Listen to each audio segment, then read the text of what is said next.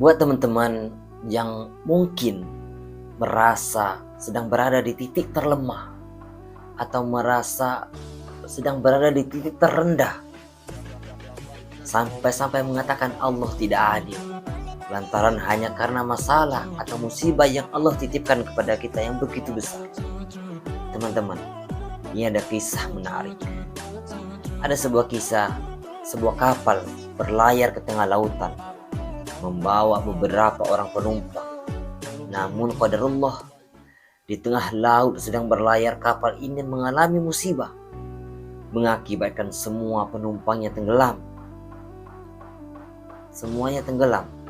Namun hanya ada satu pemuda yang selamat, terombang-ambing di lautan, akhirnya terhamparkan di sebuah pulau. Tidak ada seorang pun di pulau tersebut. Pemuda ini berusaha bertahan hidup dengan mencari ikan, mencari buah-buahan, makan makanan yang ada di pulau tersebut, lalu dimakannya. Dia juga berusaha bertahan hidup dengan mencari kayu bakar yang ada di pulau itu, lalu membuat gubuk kecil atau rumah kecil yang dia dirikan di pulau itu dan dia tidur di sana. Hari berhari terus berjalan, namun pertolongan belum juga ada datang. Suatu ketika pemuda ini ingin memasak makanannya, namun musibah datang lagi. Api yang digunakan untuk memasak ikan yang mau dimakan malah juga membakar gubuk yang dia buat tadi. Tambah sedihlah pemuda ini. Ya Allah, betapa besar musibah yang kau timpakan kepadaku. Aku kehilangan teman, susah nyari makan, bahkan gubuk ini pun terbakar, mengakibatkan pemuda ini terpingsan, tak sadarkan diri karena gak kuat menahan musibah yang menimpanya.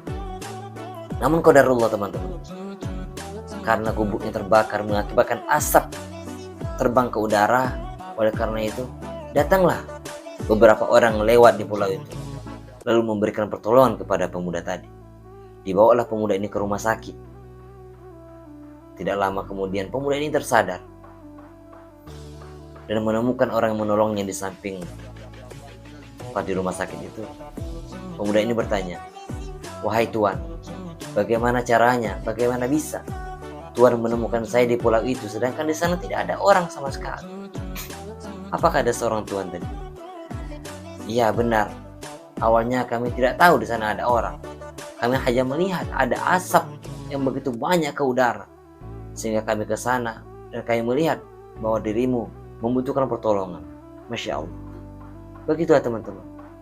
Terkadang prasangka jelek yang kita pikirkan menghampiri kita, ternyata di sana ada kebaikan.